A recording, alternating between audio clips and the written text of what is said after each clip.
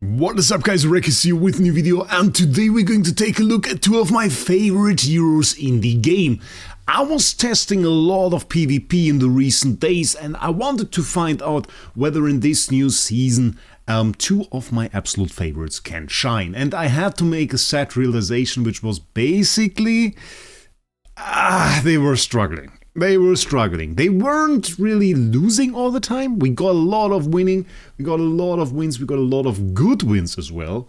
But it was just like not enough. Not enough for the most places, and it brought me to another video idea really. I want to show you guys those two units. We're starting off with Hodgkin, and I want to show you guys what makes this guy great. And then we're going to go with Mirael. And both of these have a use case, they have a situation in which they can be great, and both of which struggle at certain things, and those things are really the things that make a unit great right now. And this is basically the answer to our question: what would make a unit matter in PvP in this season? And it kind of gives us a little bit of perspective, well needed perspective, considering we're getting a new Hypergen unit very soon. Gunnar looking very great, a little bit of the explosive theme that we also got with Kulu, which I loved, by the way. I still hate that my Kulu is P1, have to say it. But we also have another explosive hero, which is Hodgkin, so we can kind of see the strengths of, well, AoE damage in this game, which he has. He has his ult, which is super strong, fires a cannon each enemy hero in sequence, deals damage to them, and then also to adjacent targets, which includes our own heroes, but they take less damage, so it's never really that much of a point. And this got buffed with his Shadow Essence upgrade, where he gained initial energy, and then could also restore part of his energy per enemy hit, and then reduce enemy vitality, which is great to counter heal. So absolutely great unit, dealt a ton of damage. We did a video before on him. The other unit that I tested a lot was Mirael. Mirael, Lightbearer unit. We don't really have too many great ones in there aside from Perseus and Siren really. And well, we got the new one. We got where is he actually? I didn't summon him enough. Oh wait, he was hiding right there. I was like, Sylvan has to be somewhere. Sylvan's actually pretty great too, I guess. But she is very strong. She always dealt huge damage, and both of those have that in common. They deal really huge damage. And she has this ability called Bones here, which isn't her ult, but another normal ability, and that deals a ton of damage, so she can even deal damage when the enemy has like a dunding up, which is great. So that is not a bad thing. I would say we just hop into a fight against Swampy Tough and try to get a win here. I tested a lot against Swampy Tough, great PvP player. That was the team that I used. The thing is, I used Alna to protect Hodgkin, which essentially is a little bit of cheating. The thing is, Hodgkin has one survivability mechanic, and we are going to see this work well in a second. I have something prepared for that to make him seem way stronger than he is, but I'm going to tell you guys about it, of course. You can get immune to physical damage. Physical damage isn't that prominent in PvP, maybe now even a little bit more prominent than it was in the past. Back when he was released, we basically only had magic damage heroes. Now it's a lot of true damage. We have Athalia, Perseus here, both true damage. Then we have magic damage with Mahira, and well, of course, Saida. Most common unit to be used by people who own her. So I guess everybody that owns Saida kind of uses her in PvP. It's kind of a rule, I think. I mean, even in this team, there she is. So I plugged her in there somehow. She's just that strong. And then we have Sandrock, who's a physical hero. But the great thing about him is if you buff him with Pandora, you get big damage. So we're trying to check that out. Basically pops out of the Pandora chest, and you can see all of the shots coming down and how the big damage numbers popping up there. And we see how his ult is essentially immediately full again. And he also already took some really big hits. He would have been down, I think, if it wasn't for Alna. Even in this situation, I mean, he just got one shot by Athalia. Athalia just dealt fist damage. That would have even been a problem there, but really, against the true damage, he doesn't have a protection at all, so that kind of destroys him.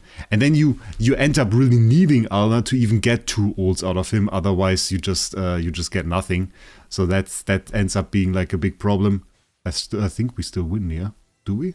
We don't have Athalia, so. That's the third ult, I think, isn't it? Ah! Okay, we lost. That is sad. But you can see it does big damage. And that is really the theme. It is big damage that we deal right here. It is probably more damage than anybody else, but it's really not the damage that matters. My Cider and Swampy Tough Cider didn't really deal a whole lot of damage, and still they decided who the winner was in the end. So that's really the thing. We can try maybe one more time, because I'm pretty sure with the right hits we can win here. It's the problem that really this fist damage doesn't really do too well, or his fist damage immunity. He gets it immediately on doing his first ult, and we can see, yeah, there is big damage in here. He has a interesting charm this time around as well. His charm marks the enemy for 1 second, and then essentially allows him, so we can see a little bit better chain there, and then allows him to deal 25% of the damage the target receives within that second. Again, so essentially not a damage boost by 25%, but still, that was a wonderful example. A very interesting mechanic that we have right here, and it can work out in some situations. And you can see now it worked out to him crushing the entire enemy team, essentially even the Cider with back-to-back ults. So he can be very, very great, but he still lacks a few things. One thing that you particularly notice that he lacks is kind of an execute mechanic. So where some other units like Cryonaya would kill the Cider one time and she would essentially be gone, he just has to do it multiple times. He can't really do anything against immunities. If the enemy is immune, if Swampy Tough used an Ulna here and that Cider just got immune during his ult, that would have done absolutely nothing. He would have just racked up this number here without really any result in the end. But still, we see that this is really big damage. The survivability of him depends on Ulna, and I can show you how it looks without the Ulna, and it won't be a beautiful thing to see. In all likelihood, I think he will be one hit by a normal attack here. We can just move her, I guess, one position further to the front, protecting the Pandora here, which is not that useful. I guess good enough. He should get one ult off. Because until he does that ult, he won't be the highest damage target. So he gets the ult off, becomes Fizz immune, actually managed to deal still a whole lot of damage. In some situations can be even better. But I think, oh, was he? There we go. Okay, now he's done. And he just got absolutely destroyed, basically while casting his ult. And I think that is actually then our loss. We probably don't have anything. Yeah, we can't win against the Perseus. And the damage is still good. It's just that he doesn't have this extra survivability that you really need. Extra survivability that you really need, I somehow have an absolutely great example that is basically already cheating of him in PvE. With this team, we kind of put a Cassidy in there. I wanted to try that, how that looks, because they both have this marks the target charm at the moment. When the mark expires, it detonates, dealing 25% of the quad damage to the target and adjacent enemies. The problem, and I haven't really figured that out and wanted to make a video about this charm effect specifically, which is something we have to kind of delay in the future, is dealing the damage within the time of the mark. It's like not really the problem of like hitting the enemy, it's like kind of then hitting him afterwards within the second. Hodgkin kind of does it very well, because his hits to the enemy are kind of delayed. So he hits one enemy and then the next one. So I guess there is some overlapping damage there. I couldn't really bring that to good use yet. But we can see a very nice example of him in PvE here, which I think is kind of funny. I'll put it on double speed. This one is really rather fancy because we have him in there. And he does decent damage because we are not on like a huge, well, on like a huge stage. Phantom Apex stage 31 isn't too insane, I guess. But I think it looks rather cool how tanky he seems in this one. And he could be defeated here if that Vala decides to go sword mode. That would not be that great, actually. But I think the other ones were all fist damage dealers, so for that, he's most of the time immune. As long as there are enough enemies, he will chain ult. That will keep him immune all the time. And then he has this ability. And that fight, I think, makes him seem so good there. It's kind of fancy that it allows him to like look very, very good in PvE. Now we come to the other unit that I wanted to show you guys, and that is Mirael. But before we do that, I want to point out one more thing, and I want to talk a little bit about today's sponsor, which is LD Shop.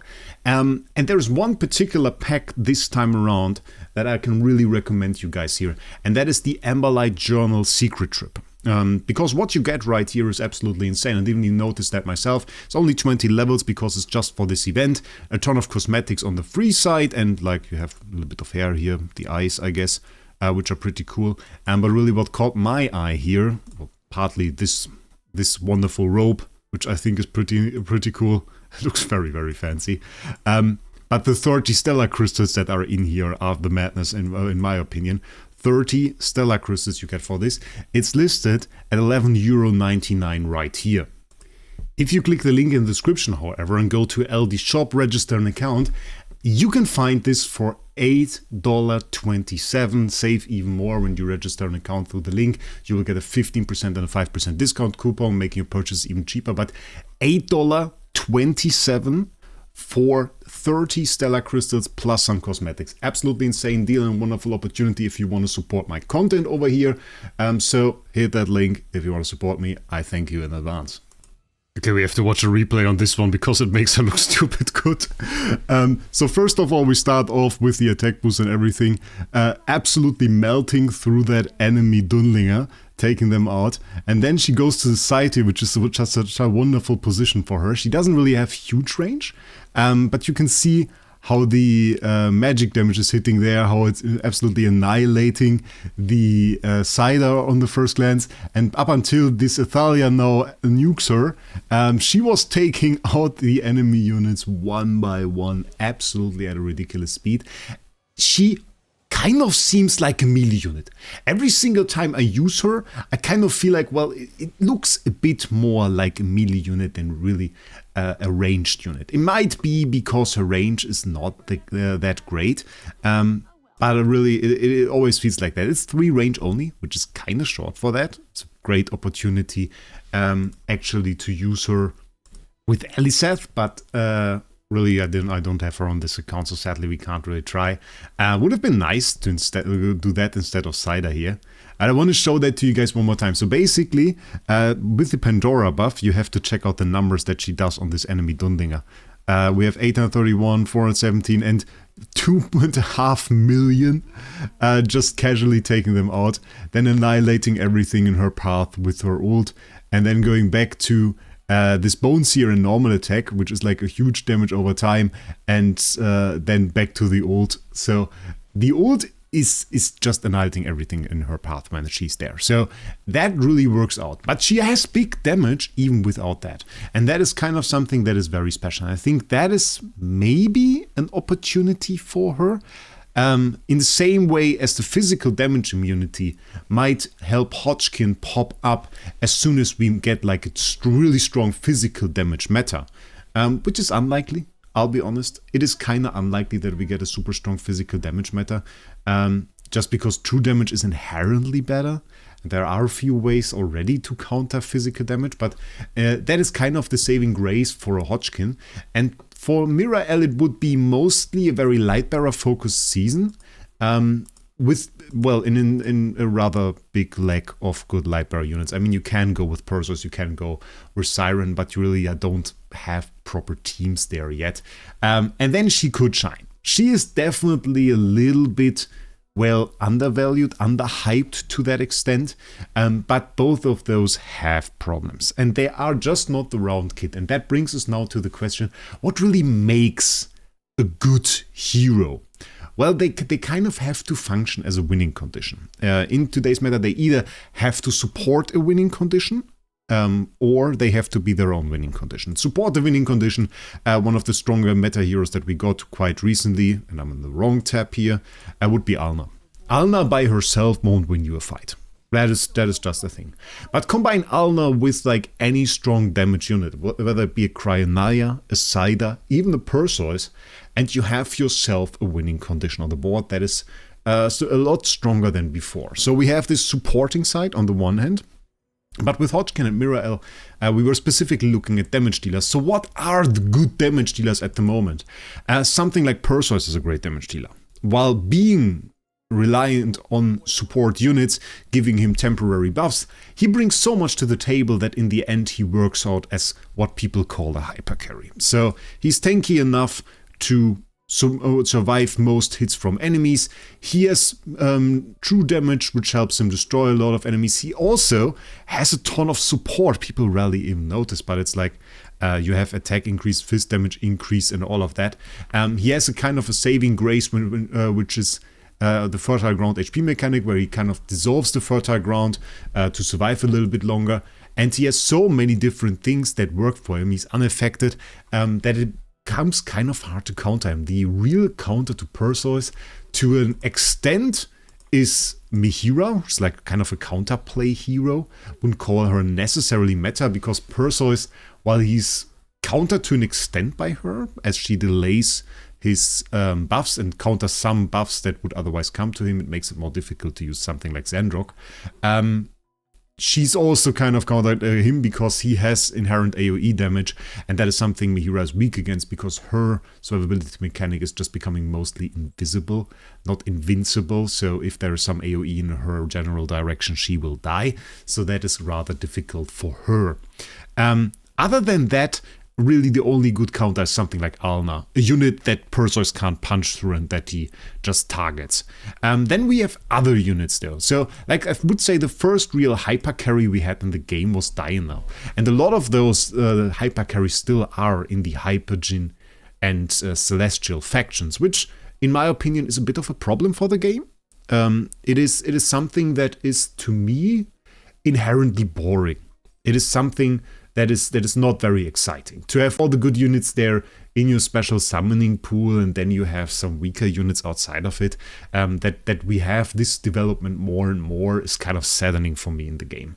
But really the first one was Dino, and a unit that becomes invincible. You just had to reach your ult, and then you were mostly done with it. Now there are a lot of units that can survive his ult or just outspeed him with that. Pandora builds can work with that.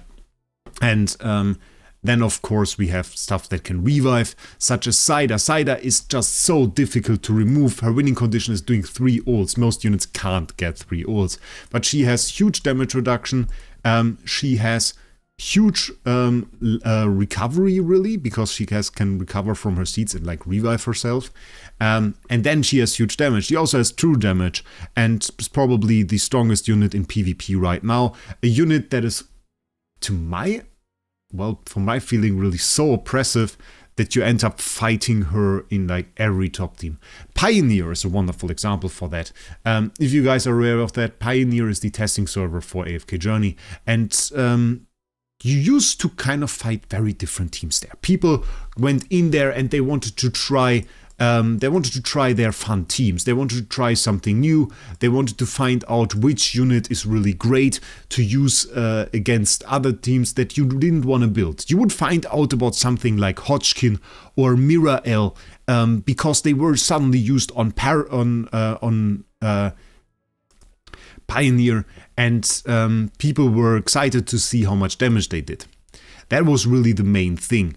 And this is really no longer the case. When you go on Pioneer, what you see is you see Saida, you see Athalia, you see Dundinger, you see Alna, and then they put one more unit in the team and claim it's the new main team, it's the new best team, it's the new insane team that nobody's ever seen before. And I mean, we can kind of build that right here. It's like really you see 5 versions of the same team, and they all plug in a different unit and then say it's the best team. I saw the team with Solace, and then somebody built the team like this, and it becomes really boring overall. But it kind of speaks to the oppressiveness of those units. It's really not who can build the best team, but who wailed out those units. And then only when you are asked to build multiple teams, you get to enjoy other units. You get to see a Chimera. Gala, surprisingly, didn't really make it into PvP. I was surprised to see that. And it kind of takes multiple teams there. We don't really have too many modes where this is the case. We do have Clash runs, which nobody really cares about. We do have Supreme Arena, which has become a bit stale. It's really the same as with Arena. They tried making it more interesting with the new modifiers, where I don't even think we got a second one. I would have to check that out now, because I was using this team in PvP, so I didn't really notice about higher HP. It was never really a point for me. Can we get this ult out, please? Can we stop losing this fight still? Okay, that should be it. Yeah, was a little bit afraid there. But it worked out. Okay. Okay. Should be okay. Wait a second. The exciting side of fights. Always the same in the end. Okay, let's quickly check before I talk about nonsense here if we got another arena buff. We did not, so it's back to its old stale safe. They tried one thing, 100% HP buff for 30 days. I think it should change weekly. It should be something exciting weekly and not just 100% HP. I mean, this is okay for one thing, but maybe next time, even if you want to go with the stat buffs, maybe do something like range death. Force people into melee teams. Range death would have been exciting. Imagine 100 range death, ranged units taken out of the equation. We go for melee. That would have been something, but yeah, okay. I kind of digress from the point. And then we got units that were really a little bit more robust. We got Cryonaya, for example. Cryonaya together with Pandora was absolutely insane. It's a unit that locks other units into her own dimension and really has huge protection by a shield. And she has an execute mechanic. So combining the huge shield together with the execute mechanic left her nearly invulnerable as long as you could get off the ult, which was mostly guaranteed when we got to Pandora. And this was only disrupted when we got more true damage units. True damage is now a threat to her. Perseus might just run through her shield. Chimera can do the same. Chimera probably one of the last real free-to-play available PvP units, I would say. It's probably not really doable for free-to-play to achieve like a P4 on a PvP unit. By the time the free-to-play would achieve the P4 on the PvP Celestial Hypergen unit, that pro unit would probably be off meta, because they switched the meta around too fast for that. But Chimera is a really good choice for that, and together with Damon, it was really the case that she was able to take out Cryonaya, and it has just led to another and another and another unit. And what has mostly worked out to be the case is the harder the unit is really to remove, the stronger it is. Athalia basically can't be removed. You can put her in a Lance state, but that doesn't remove her. Saida can't be removed, and thus she's OP. To an extent, Talene was OP even for some time. We remember the season with the Wilder immunities. Talene was OP during that time. So that kind of works out. And even a unit like Elizabeth is absolutely appreciated, not only because of her main damage, really, but mostly because has an execute mechanic, has a revive mechanic. So those are really checkboxes. Do they have an execute mechanic? Do they have some mechanic to protect themselves? And how hard are they to remove from the board? That is really, those are really the checkboxes. And that is really also the conclusion to that. Because as long as you kind of look at these points, you get an idea of what the hero can really do in this game. Because damage is something that most units can do. And yeah, damage can be a point that lets a unit fail. To an extent, many people have said Cryonaya just doesn't deal enough damage, and maybe we just throw her into against Swampy Tough one time to give that a test. With Pandora, that was a little bit alleviated. It worked a little bit better. Still, sometimes you have the situation where you have a Ludovic standing next to a Kellen and just out-healing her damage. That can work. In most situations, that it really isn't the case. You could even counter the true damage a little bit. Just by having, yeah, look at that. Yeah, that's good damage. Just by having Alna protect her, that actually works out. This is an interesting one though, because she can't target the Mihira, even though Mihira is in her dimension. But Perseus is like a classic unit that oftentimes doesn't really die. Oh, takes good damage now. Okay, we managed to. But really, you saw how long it could take. It's a bit more difficult, and we didn't get the Cider. So yeah, we might still lose that to the Cider, which is insane. So yeah, what do I think will happen with the next unit? I mean, nobody can say. They have been gone to such extents. I would have never imagined they would do something like Alna, where they say, okay, we just do a unit that is completely immune to damage. I think that is a ridiculous take, because immunity is so tough to break. You can never take it back, really. Power creeping is one thing, but immunity is another. So we won't really know what is on there, but just like keeping those points in mind. Execute mechanics aren't generally good. How hard is the unit to remove from the board? Does it have some immunities? So that also plays into how hard it is to remove from the board. And I mean, the sufficient amount of damage, unless it is a support unit, should also be in play. So that is really what you want to take a look at. By the way, because we're talking about PvP for a second there, I would really like to see a new PvP mode. I'm kind of like looking at Idle Heroes at this point, which is another game that I cover on my second channel. If you care about that, definitely check it out. But there they have like a global tournament. And this tournament is essentially... You play a very Supreme Arena-like game mode where you fight with teams against teams and you collect points through that. And the top 640 players in the end, those with the highest points, they are called Overseer. Or, well, Maverick. No, they're called Maverick. Overseer is the complete faction. The top 640 are called Maverick, and those get matched into 10 groups of 64 players and fight in 1 versus 1 situations with 10 teams each to see which player is the best, and the best players, the best 10 players, then get like a special frame.